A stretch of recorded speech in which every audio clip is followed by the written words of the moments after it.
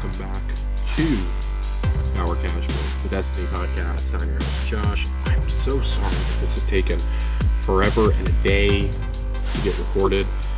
Corey is out of town this week on vacation, and Thursday evening as I was getting ready to come record, I actually fell and hurt my neck and my shoulder pretty badly, slipping on the stairs, and God, I don't know what I did. I pulled a muscle really, really badly. It's made it pretty painful to sit up at my desk for the last couple days, but I'm going to kind of power through it here. It's going to be a quick one tonight. It's going to be like a 30, 40-minute episode, maybe, however long I can kind of stand sitting here.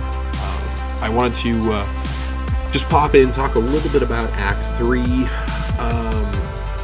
some of my frustrations so far a weekend, talk a little Sunless Cell. We had some questions also, and talk a little Switch 2 and how it kind of pertains to the gaming landscape going forward. I guess we'll go ahead and kick off with Act 3.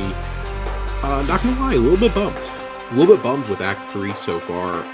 Not necessarily that I think like, oh, the story is like dog shit or anything. Like, we clearly haven't hit like the big inflection point of Act 3 yet, but it's frustrating to have an act launch without a new activity, when that's been the norm for the last 2 episodes. It's been, okay, you've had some activities to start with, then you've had something in Act 2, and then in Act 3 you get an exotic mission or something.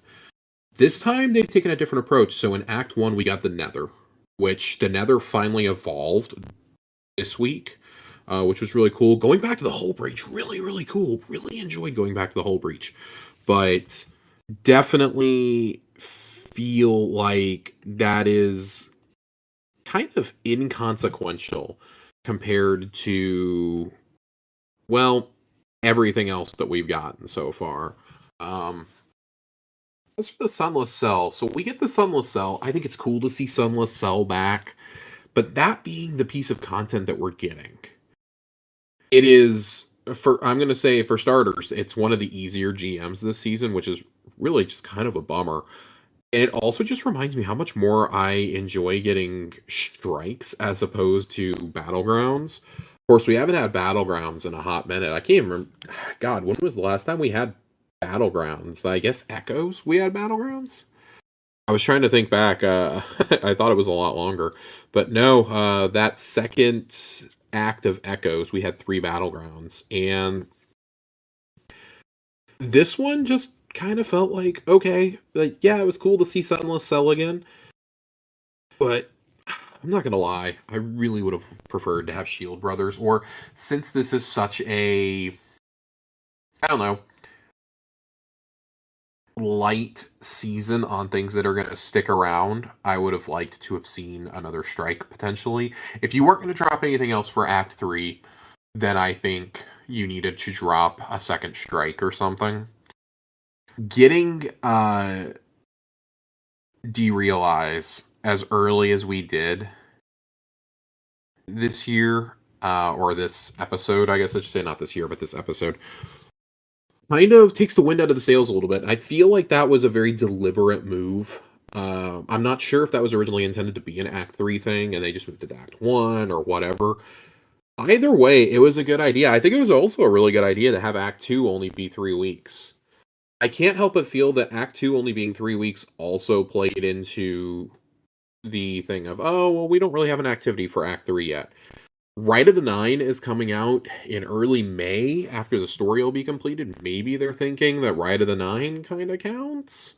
And we still don't know how long that's going to be around for. Is it just going to be 3 weeks? Is it going to be something that just goes on until we get Frontiers, presumably in July or August? Like, what does that actually look like? I don't think Sunless Cell is, again, I don't think it's bad, but it's pretty damn easy for a GM. And I mean, it should be like, it's a D1 strike at the end of the day. Right? It's not that I think everything should be difficult or like ultra hard, but like, man, it highlights the difference between even between base Destiny 1 strikes and what we got in the Taken King. Because if you remember, we got the 3 Cosmodrome strikes, and those are, even the one that we got, even the Omnigul strike, and Fallen Saber, both of which came in respectfully The Dark Below and I believe House of Wolves. Even those are wildly different in difficulty compared to what Sunless Cell is, or like in terms of layout and what you're expected to do. And then it's a very drastic change from this to like stuff that we were getting in year one of D2. Also, like that's about a 2 year gap, and it's a very wild difference. I think even with this, changing up a few of the things was nice. It was interesting to see the dread in there a lot more. Uh, Getting the dread into a strike, I think, is a really good idea, but for us to only have 3 strikes in a calendar year, it's rough. It's really rough. In fact, I don't even know. I don't even remember off the top of my head if we got 2 strikes in the final shape. I think we might have just gotten one. Did we just get the one? I think we just got the one. So it just keeps kind of going back to that. Like I'm not somebody who's like clamoring for D1 content anymore, except for Wrath of the Machine. Wrath of the Machine should absolutely be in this game. But I would rather have strikes than battlegrounds. That's been one of my biggest takeaway, I think, from episodes. Is like, God, I would just rather have strikes. Battlegrounds are fine, but if you have the time to make battleground, you can make a strike. I'm just gonna say it. I'm just gonna say, I'd rather have strikes as like conclusions to these seasonal stories. Not all the time. I think that sometimes you can use the exotic missions as that, but I feel that the conclusion of these seasonal storylines or major story inflection points that are in these seasonal storylines should be told in an activity that can be repeated in the exotic rotator or in Vanguard strikes or just launchable in general from the main menu. It's really frustrating that things like defeating Quoria aren't in here, and that's why I think I was so refreshed with Guardian games, seeing some of those fights again. But I digress. Uh, for those of you who haven't done Sunless Cell, go do it. You have to do it as part of the storyline anyways this week. I just laughed. I just laughed when it ends up being a taken version of Darkblade that for the final boss. That was just okay. Whatever. Whatever. It is what it is. I don't even know I don't even know what to say to that. So I hope there's more coming. I think the way that they've rolled out the Barodiad catalysts and intrinsics throughout this has been interesting because I like the idea of having to hunt these. I don't love the idea that it was all time gated. And I very much have always, you guys know, I've been one of those guys who has preached, and I very much practice what I preach. You don't have to do everything the day it comes out. You don't have to get everything the day it's available. It's been a nice slow grind for me getting the Barodiad catalysts and intrinsics done, but just like I don't think everything should be craftable, maybe we don't need every one of them to be like this. So the idea of having to play exotic missions, so like I actually like that for these you're going out and actually having to do seasonal activities, you're having to do nether runs, you're having to find things. That's cool to me, as opposed to, oh, just go run the exotic mission 3 times on the hardest difficulty. Looking at the Vexcalibur mission, for example, right? So I've definitely got thoughts on that. The seasonal story just kind of feels like it's pitter-patter. It feels like it's pitter-pattering now after we had a really solid, I think, first 2 acts. This week it was like, oh, cool. We just get dropped into a cutscene where it's Xivu Arath. Just there. She's just there. And I'm gonna be really bummed if we kill Xivu off, but I don't know what the other solution is here with this Hive Pantheon storyline that we have going on. I'm not feeling the conclusion of this. We presumably have 2 weeks of story left with the way they've been padding this out. And as of right now, there's not a third activity because you can get all with the exception of finishing the story, you can get every triumph for the seal right now. And that's our biggest clue that like there's nothing else coming. So if they're counting right in the 9, fine, whatever. But that's not an event that I feel like everybody is going to go and do, even though they do have the new like hold your hand mode. I don't feel like that's something everybody is going to go do. Other things that we have going on in game. Yeah, the last couple weeks have just been kind of quiet in game, and it's been a little refreshing. I'm not gonna lie. It hasn't been horrible. It's been, yeah, it's been kind of nice that we just haven't had a whole lot going on. It's kind of the first time we've been able to breathe in about a month or two. It was just, man, it was bam, bam, bam, bam, bam, bam, bam, bam, bam. So much stuff going on. We got a few new artifact mods this week. By now, you guys have already seen them, but we'll fly through them anyways. Unstoppable rockets. Don't know how I feel about that being unstop. I kind of feel like overload rocket makes a little bit more sense, but whatever. Vile weave. Targets hit by tangles are severed. Picking up a tangle reduces tangle cooldown. Perpetual destruction. Rapid final blows of non-exotic rocket launchers refund ammo and increase reload speed for a short duration. Gold from lead. I love this one. Picking up special ammo is a chance to grant heavy ammo. That's great. And then the final one, to shreds. Dealing sustained damage to severed targets unravels them. Defeating a severed target creates a hotspot of strand energy, granting woven mail to nearby allies for a short duration. And its boost is unraveling projectiles deal increased damage. These deal further increased damage to severed targets. I feel like gold from lead is the one that we're all going for here. If you have a really good strand build, aka like a Blade Fury Titan, for example, I feel like Vile Weave and To Shreds are going to be really interesting. Perpetual Destruction is an interesting one for me because, hey, uh, primary rocket launcher runs. Anybody? Feel like that you could get some really interesting combos going there. Um, yeah, just not a lot, man. It's definitely not on the level of those trace rifle perks we got in Act Two, in my opinion. Iron Banner's back, of course. You guys know that. I've been playing some Iron Banner myself this week. Finally got my first reset out of the way. We got two crossovers. I'm convinced this is because Jiggly Panda always asks about crossovers. Two games I would have never guessed in a million years that we're going to get Destiny crossovers. If you put a gun to my head, I never would have suggested these two. Sea of Thieves being the first one.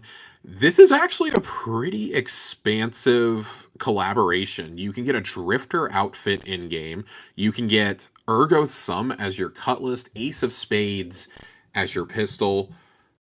Lord of Wolves as the blunderbuss, and my personal favorite, I think this thing looks fucking awesome, is the little scoped rifle that you have is Whisper of the Worm. This thing looks dope. I would love a short barrel version of Whisper after seeing this. And of course, you can get all three classes as your ships, sails, mastheads, and I believe there's a ghost set as well for that.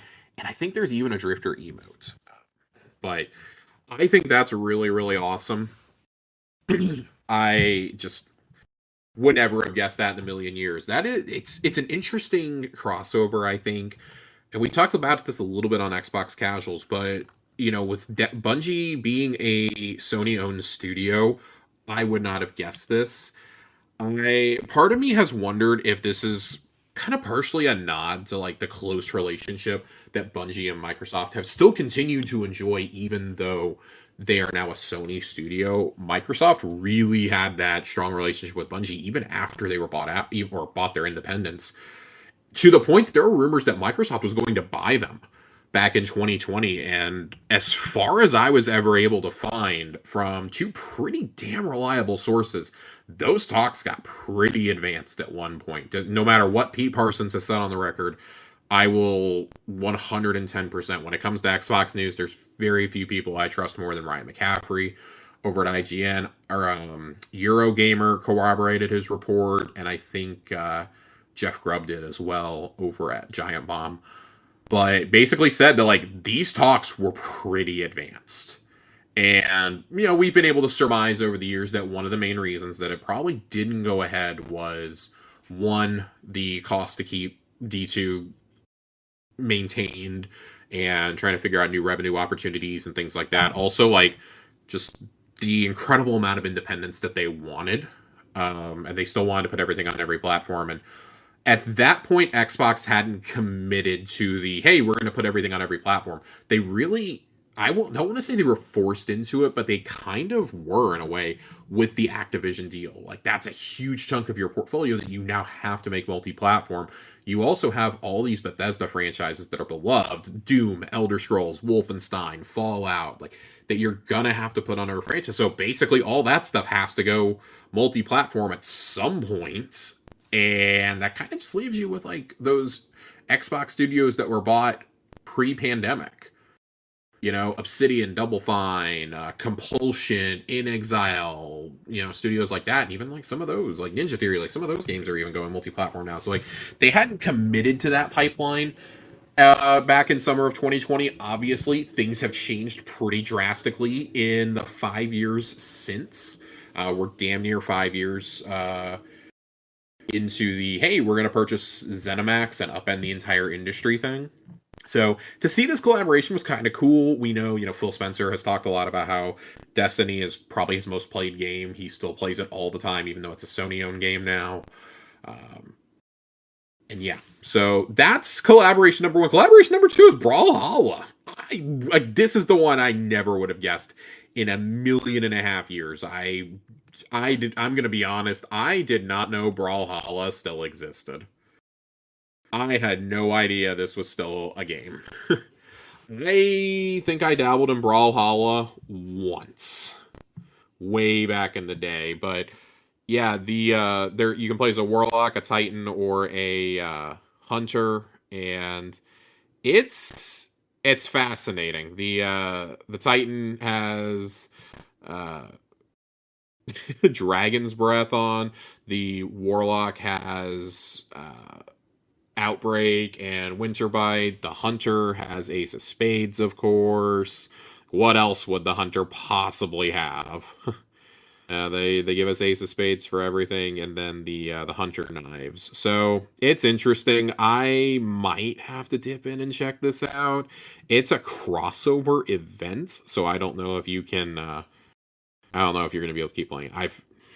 You can also get Gallarhorn in this game. I've not played Brawlhalla in a very long time, but I may have to dip back into that just to see what it's all about.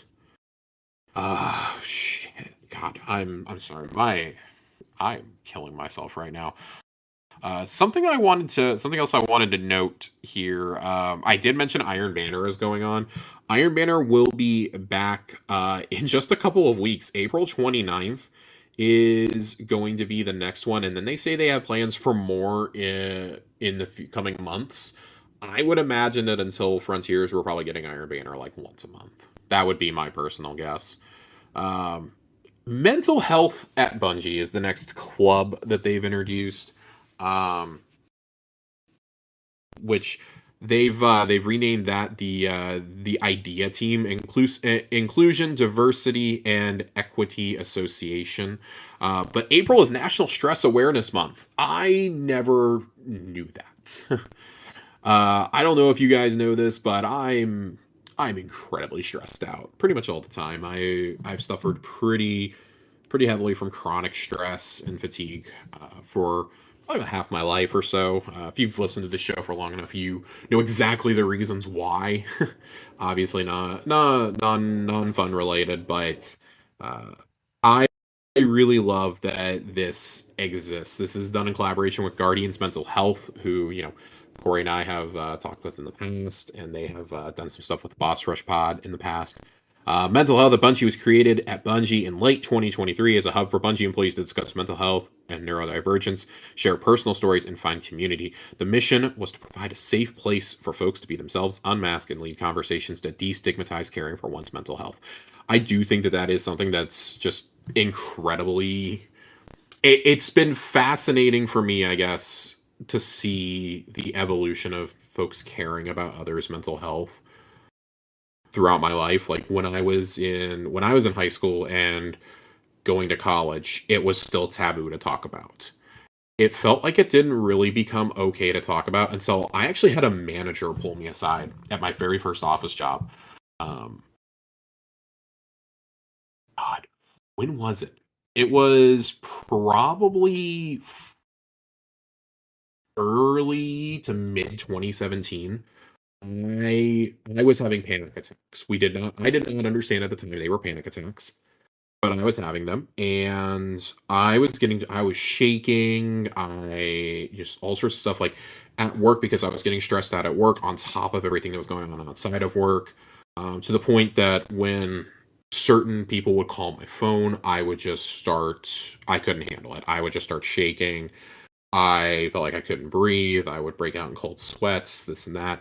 Um, And a supervisor I had and a boss I had at the time sat me down and basically were like, you need to get help. Like, you need to get help. And I know, like, part of that's because, like, hey, we need you to be able to do your job effectively. But also, like, hey, it's it's not good for anybody that you're like this, right? Um, so, I got on anti-anxiety medication and it really, really helped me. I fell off that after my insurance went away when I left that job. And you guys know that since I've started this show, I've been very, very open about, my struggles with stress and anxiety. Um, it's funny because it felt like post-COVID, people understood finally. Like the general public finally started to understand like mental health a little bit better. Like I come from a family and I came from a, school system and, religious system that didn't really, for lack of better terminology, give a shit. My parents still, for the most part, my family for the most part, still very much sees mental health as like taboo to talk about. I think I love my dad, but he very much is from the school of suck it up mentality, and that doesn't. I feel like that doesn't work for anyone who's never experienced a real panic attack.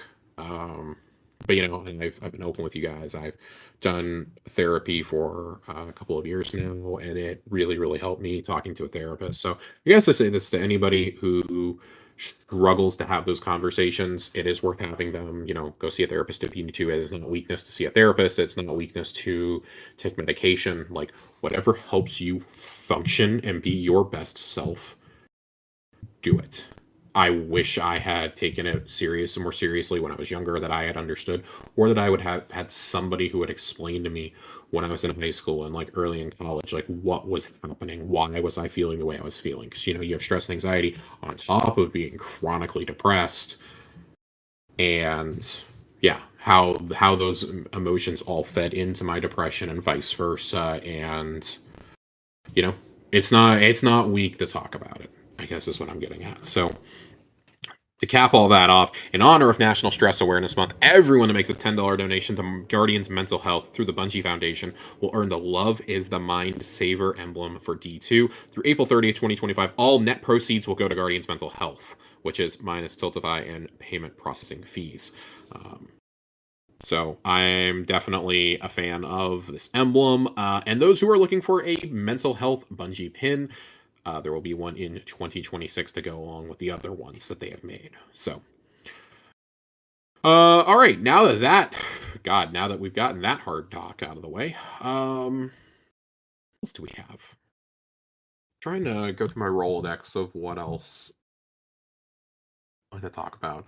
I said we had a semi-busy show, and I really I feel like there is more of a discussion to be had about Act 3, but really had once the story is finished, especially, God, just gets kind of a lack of new stuff right now, especially because, like, we got weapons in Act 2. We didn't get any new weapons with Act 3. Um, cool going back to the whole breach, but yeah. Something I said I was going to talk about. It happened this week. On Wednesday, April 2nd, we got the proper full reveal of the Switch 2, its launch window software, and the hardware, as well as, oh boy, pricing information. And I'm not really going to dig too deep into all that because Corey and I did a whole recap in conjunction with Nintendo Pow Block podcast this past week. That's up on the Pow Block feed if anybody wants to go and watch it. I know Tiger Jesus was in there watching it live. He was chatting with us during it. But just a couple thoughts I wanted to share real quick on this, because there is actually a really cool feature of this that I want to talk about.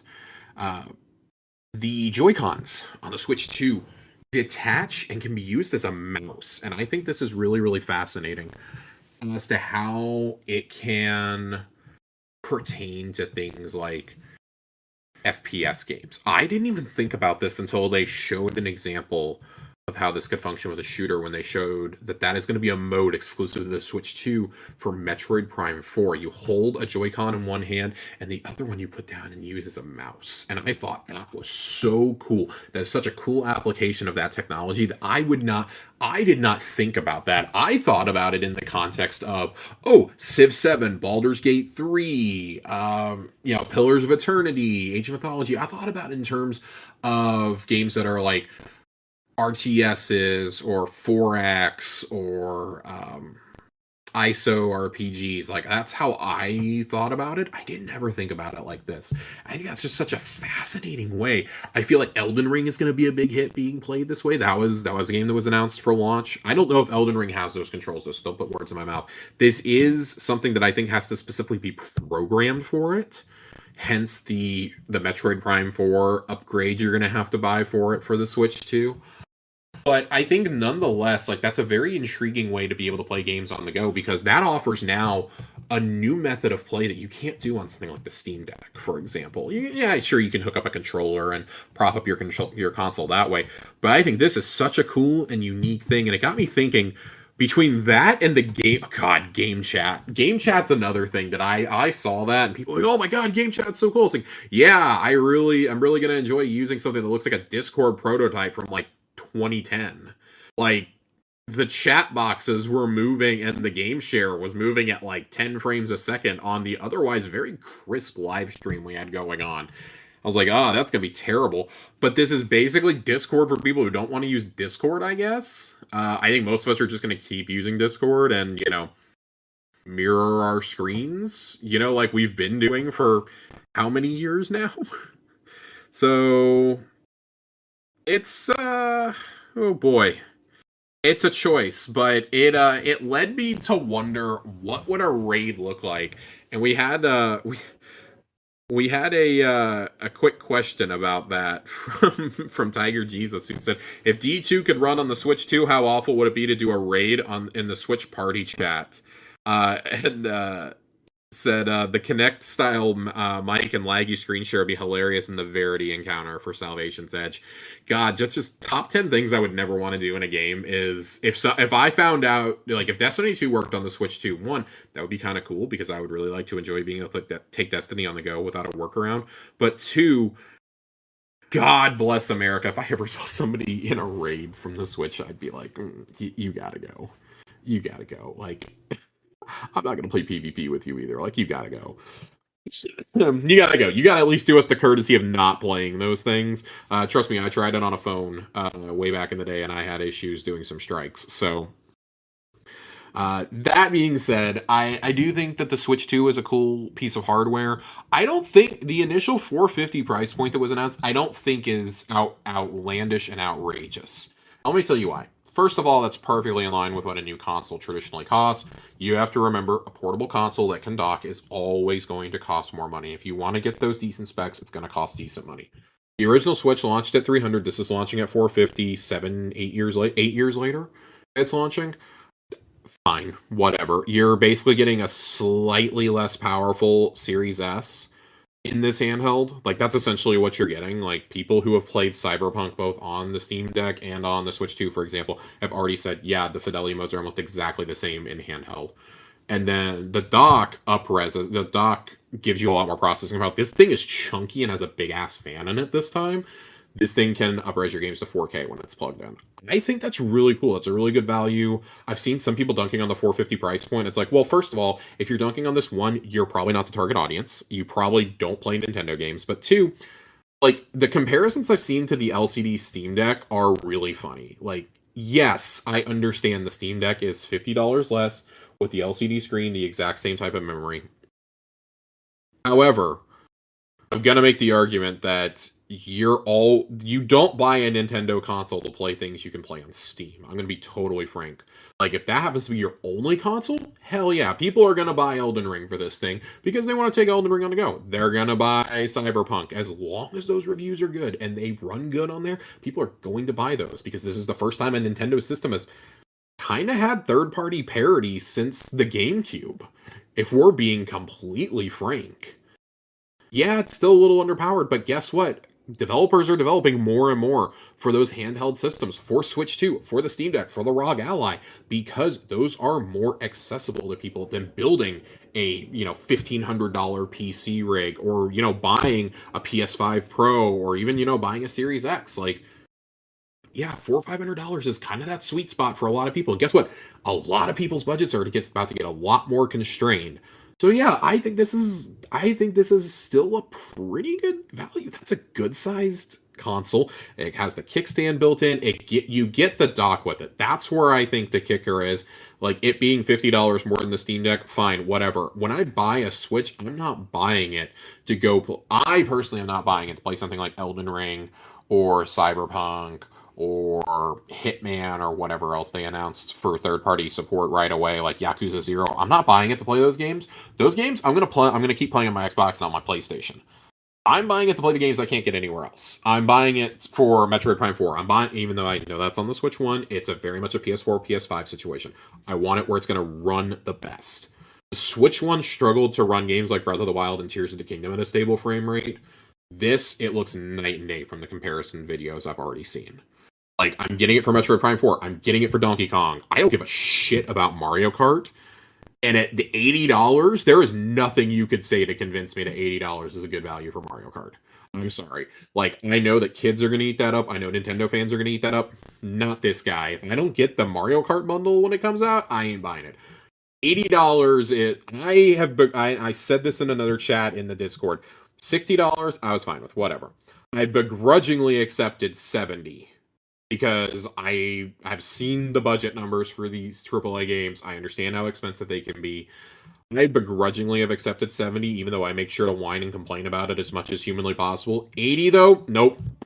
For a game that's probably going to have a decent amount of DLC over time, that's a little ridiculous. I'm not going to lie, though. The elevator pitch of Mario Kart, but Forza Horizon, is a pretty good selling point for me. It's just, man, that price point sucks. If it was $20 less, I'd be buying this like right away. And I think a lot of people would. The fact that I think it's Nintendo doing the $80 game first also shocked everyone. I'm pretty sure we all thought it was going to be Grand Theft Auto 6 if that jump was ever made. Like, so many publishers have been hesitant to even price things at 70. And then the other reason I wanted to bring up the Switch 2 was, and it really took the events of Wednesday night for me to say, yeah, I'm going to go ahead and broach this topic. Because it affects gaming as a whole and not just the Switch, we talk all the time about how gaming is a really niche hobby. Gaming is an expensive niche hobby. Things like the Switch, and even if you don't want to acknowledge them, iOS games, Android games, emulators you can play on those phones, etc., have made gaming so incredibly accessible. Accessible to so many people. That's why the Game Boy and the DS were so popular for so long. It was a cheap entry point. $150 for a DS or a DS Lite or a 3DS or whatever it is that you bought over the years was such a good entry point to games. There's a reason why Pokemon was so popular, why the handheld Mario games and the Mario Karts and things like that, where the Zeldas were so popular, and it's because they were an alternative for people who didn't have a lot of money. Like, there's a reason why growing up, almost every kid seemed to have a Game Boy, right? Had a Game Boy Color or a Game Boy Advance, an SP, like DS, whatever. Like, whatever generation you come from, like, if you're old enough to listen to this show, you grew up probably playing a handheld system of some kind. So that's why, like, when I look at something like the Switch, yeah, the Switch is a little bit more expensive, but it got people that are my age that maybe had stepped away from video games to be like, man, I'm really nostalgic for all this. Oh, this is something I can do with my kids now. And that was one of the genius things about the Switch, was it was so affordable right out of the gate. It was $300, which, I mean, okay, I know that's not as affordable as a Game Boy or something. Then they did the Switch Lite for $179.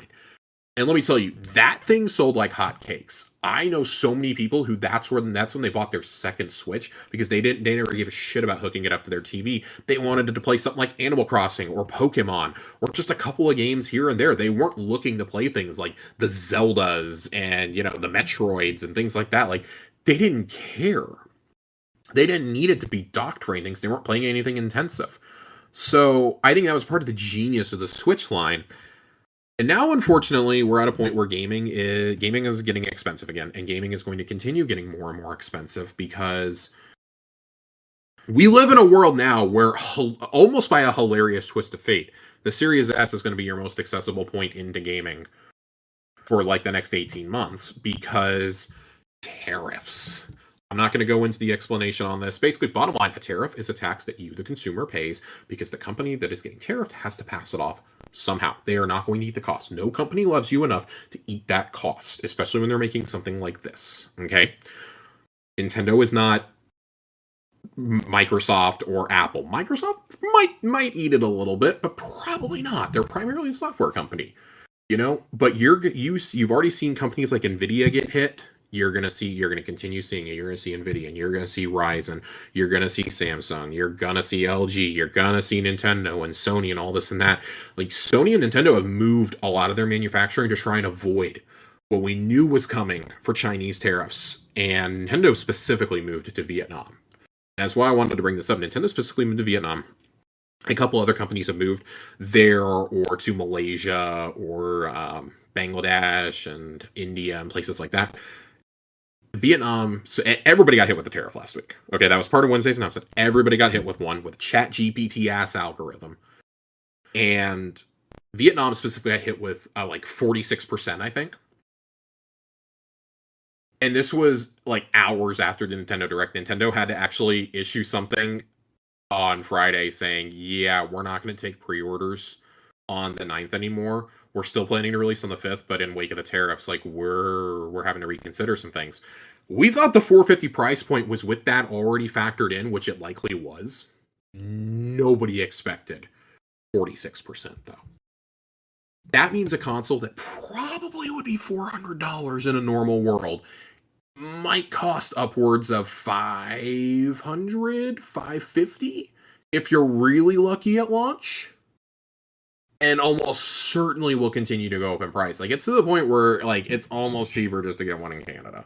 Like this bastard's going to be $330 in Japan, and look at how expensive it's going to be here. So I say all that to say, not just like look at Nintendo, but I say that to say like everything is about to get way more expensive. Gaming is a niche hobby, and I bring all this up because we had a question. I don't remember, was it this week or was it last week? We had a question about this at some point, and I don't remember where it is because I wanted to. Here it is. Ronnie asked this week. Over under that Apollo will cut off the old systems. I have been on the cut off Xbox One and PS4 train for a very, very long time. With this latest announcement, I would almost guarantee you they won't cut them off. I just don't think I don't think they can afford to lose even a fraction of their revenue base at this point. I know so many people have moved to Steam. It's about to be way harder to move to Steam. Okay.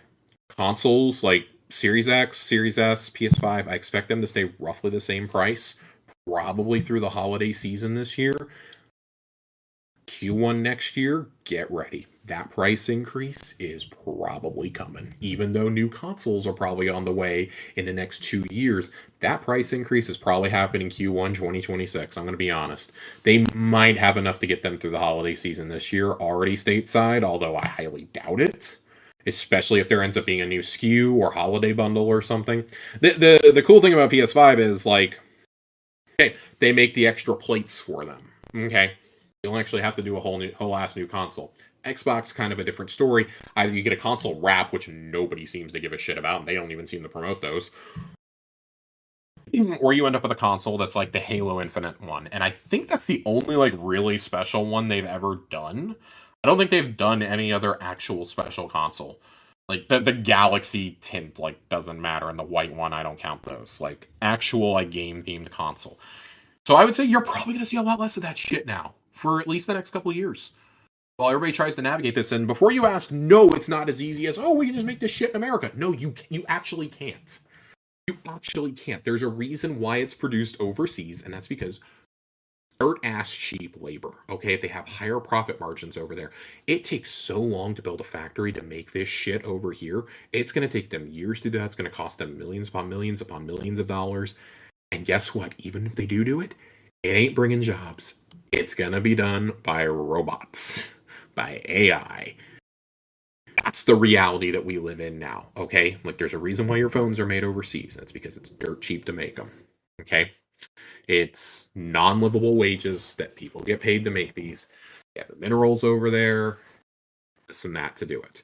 So I say all that to say, no, we're not leaving the old consoles behind. I'm officially abandoning my prediction of it, which means, of course, it'll happen at the Destiny Direct, like whenever that is. Whether it's next week, week after, in May, in June.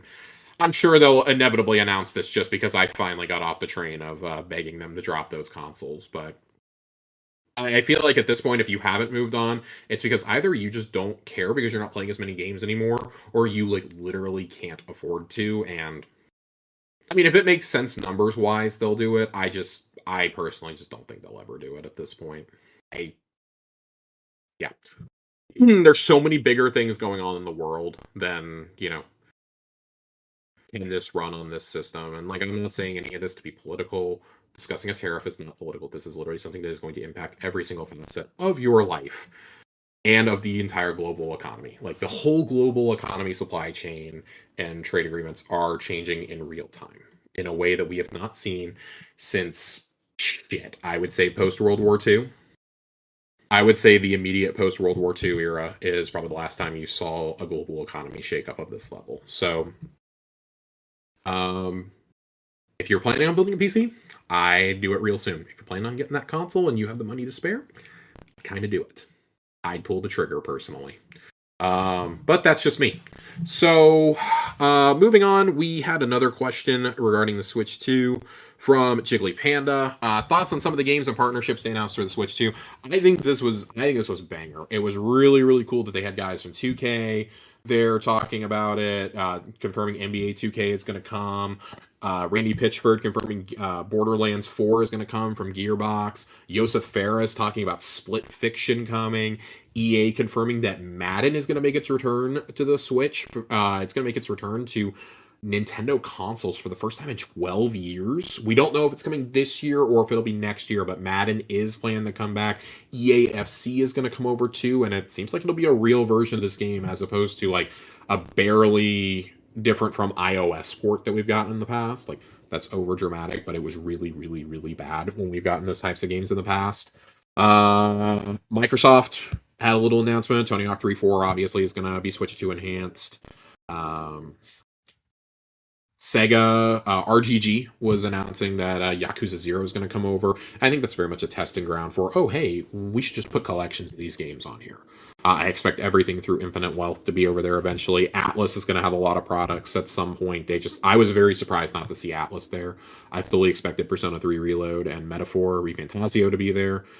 The biggest surprises, I guess I should say, it was not a surprise to see this game, by the way, but just really wanted to shout it out there. Hades 2 being confirmed, coming to Switch, presumably this year.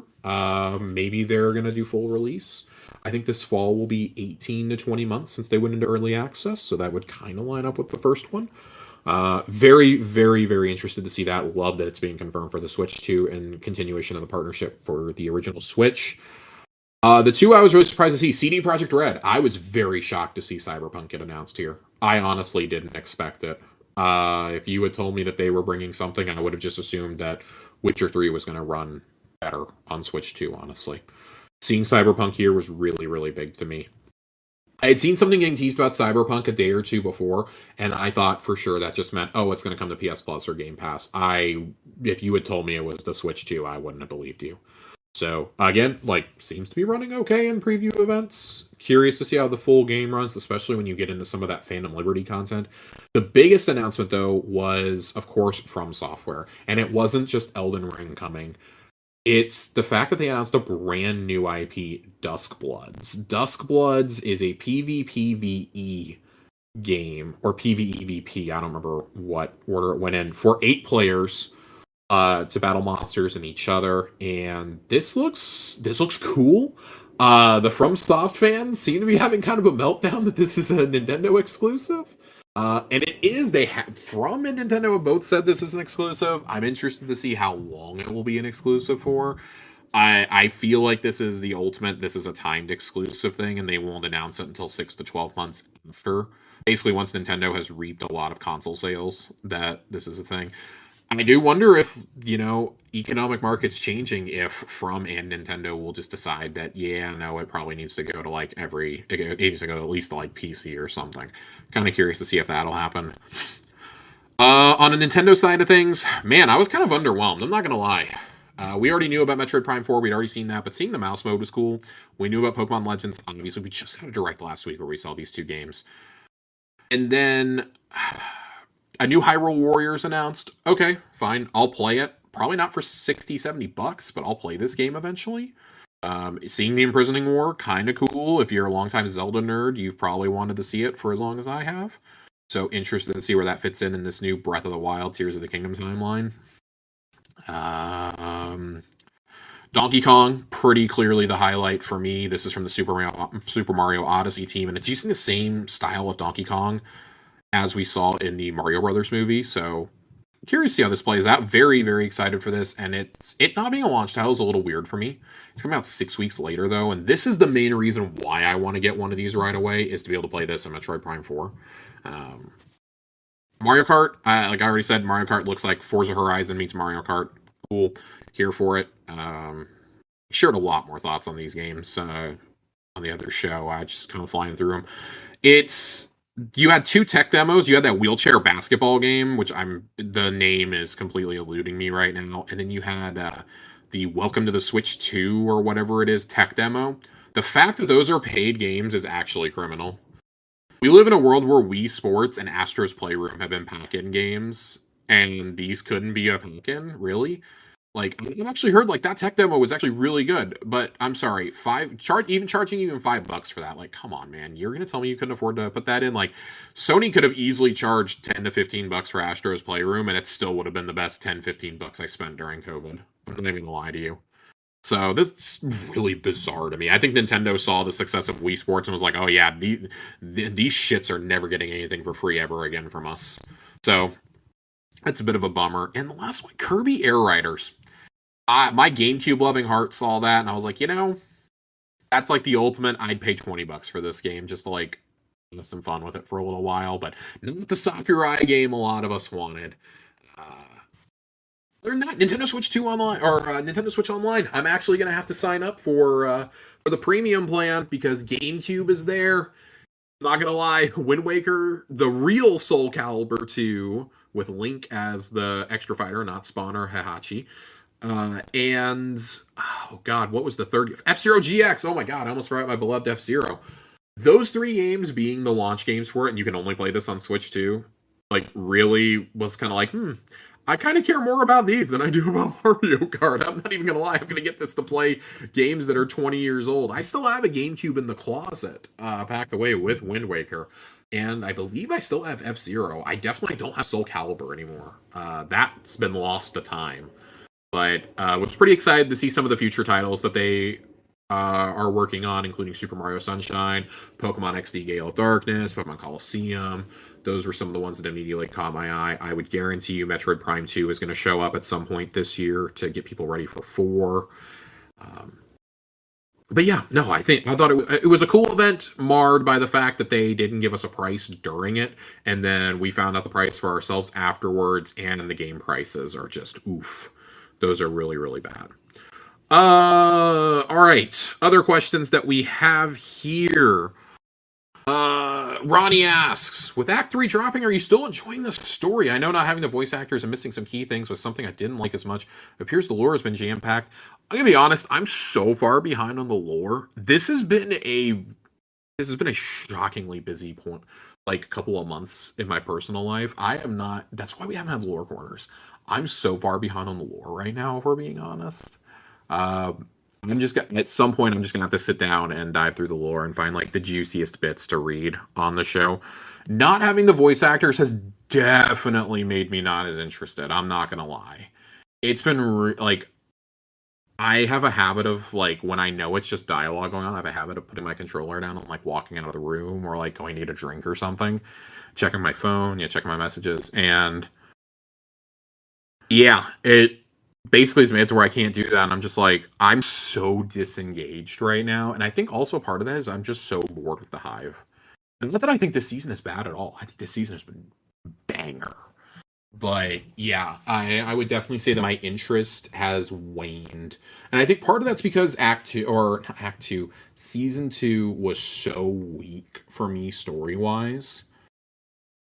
Yeah, Revenant was so weak story wise, and even Echoes outside of the Maya Sunderish stuff was just rough. And at least that was voice acted. God, can you imagine if that wasn't voice acted? Ugh! But yeah, this has been a challenge. It's been a challenge for sure. And I mean, hey, you got to work with what you got, right? But oh boy, it's been massively annoying. And Ronnie also asks, have you been trying different builds, or are you just playing one that's worked? Man, I'm gonna be honest. I've been playing one that works. I'm playing Void Hunter right now. I'm still having a blast. I love the new aspect. Um, it's been great. It's been great. It's been great. I love that I have an artifact mod that lets me just make everything like volatile automatically. It's great. I love it. It's been a lot of fun. I've enjoyed Solar Hunter for the first time in a little while too. Kind of enjoying that. Definitely been playing around with Vexsmith. I've been playing with Vex a lot this season with particle reconstruction. That's been fun for me. I've really enjoyed playing with Vex again. Had a good time with that. Um, Still run my Arc Hunter every now and then, but I really feel like the one that is I feel like there's two that are shining this season. That's Arc Warlock and Arc Titan. I think are really the two stars of this season.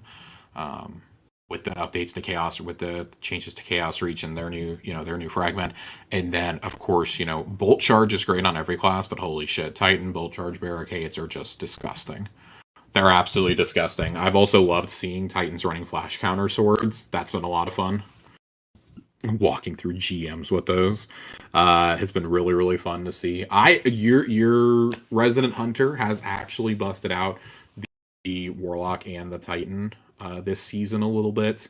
Uh, I got my contest clear on Sunder Doctrine using a Warlock, funny enough, using a Well-Lock that I literally had to unlock stuff on the fly for. So that was a little fun. But yeah, no, I mean, it's just been kind of like a by the book season for me, which has been kind of nice. I'm just like ready to not have to like monitor my stuff as much anymore.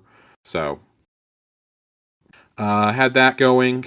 Jigglypan asks, do you think we will get the Shield Brother strike back in Destiny 2? I kind of said this earlier.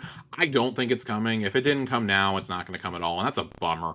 That is a strike I would really love to see back, primarily because I want to know how you're going to handle that boss room on GM difficulty. That boss room was one of like the OG hard ass nightfalls in Destiny 1, and I feel like that room would still be plenty challenging in D2. So I would really love to play that one, but yeah, I don't think it's coming back. If it didn't come back yet, I don't see it coming, unfortunately. Um, who else do we have here? Titan writes in, did you see the author suing Bungie over the Red War allegedly being plagiarized is now also claiming they did it with Curse of Osiris as well? Thoughts, comments, jokes? I'm going to be honest, I have not been following this too much. This was actually the first time that I've heard the Curse of Osiris bit. I just, listen, at some point, there's always going to be resemblance to some work. Everything takes inspiration from something else. I don't think anybody plagiarized this guy who is an unknown writer at all. I don't think it was. Yes, are there uncanny coincidences? Absolutely. Like, this has been going on since the dawn of IP. Like, this is. Somebody tried claiming that Top Gun Maverick was stolen from them, too. And, like, guys, I just. Listen, why wait this long to come forward with it? That's all I'm going to say. Why did you wait like 8 years to come forward with this information? Clearly, you didn't care too much about your story if you waited that long. And our final question comes from, of course, Jiggly Panda. What is a game you would love to see Destiny 2 crossover with games like Minecraft, COD, Apex?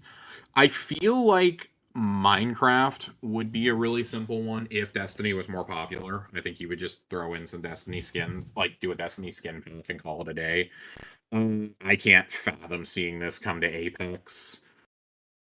Call of Duty, I think there is a time where you could have done it with Call of Duty, but like, what the fuck do I know? Like, we've had a crossover with Assassin's Creed and with For Honor, for God's sake. Like, Call of Duty could happen. It could happen. I don't expect it to, but honestly, Destiny stuff going into Brawhalla and Sea of Thieves has just made me like throw my hands up in the air and say, I have no idea. I have no idea what else you could possibly do here. This is insane. I don't know what other studio you could possibly do something with at this point, because I feel like that puts everything on the table. I think that if I were to see Destiny characters show up in something, like, yeah, you could probably put them in Call of Duty. I don't like the idea of that, but you could do it. If I will say though, like if Concord or even if Killzone were like a thing still, I could see skins popping up in those games. Other than that, I just don't think there's really a place for them to show up that I would consider to be like natural, if that makes sense. I think they would just look silly wherever they go, because no one does a military shooter like, or a not a military shooter. God, everybody does military shooters. Nobody does a sci-fi shooter like Destiny. I think that's what makes it so unique and so fun. It's just that like there aren't a lot of crossovers that would work for them. So yeah, I don't know. I feel like Call of Duty would be the one, sadly, that I would say, but them showing up in Sea of Thieves just kind of throws all that out the window as far as I'm concerned. So, with that being said, though, I think that's going to be it. I don't really have anything else to say. This already went on longer than I thought it was going to. We're coming in at almost an hour. But I want to thank everybody for listening to this very short episode of Tower Casuals. Corey and I will be back on Thursday with Xbox Casuals, and then of course the week after we'll have a full-fledged Tower Casuals. We're kind of coming into busy season for both of us. Corey will be going to PAX in May at some point, and I'm not sure what show week that falls on. It looks like we're gonna get marathon info really soon. There was a marathon API game that was going, or ARG game that was going around, and a lot of people and outlets got invited to Washington to test play the game. I expect previews are coming within the next week or two, which lines up with rumors that were going around of a Bungie direct event happening where they would be talking about both Marathon and Frontiers. Remains to be seen if that's going to happen. I think they want this act's story to wrap before they do any of that, but we'll see. I'm very interested to see how this goes. And beyond that, I don't really have anything else left to plug. I thank you guys for your support. I know that, sometimes these shows come in really late, and it's just, hey man, life gets in the way. Life just gets in the way for all of us at times. And, Corey being out of town plus me falling and hurting myself is what caused this one to be so delayed. And, it is what it is. So, thank you for listening, and until next time, we'll see you Starside.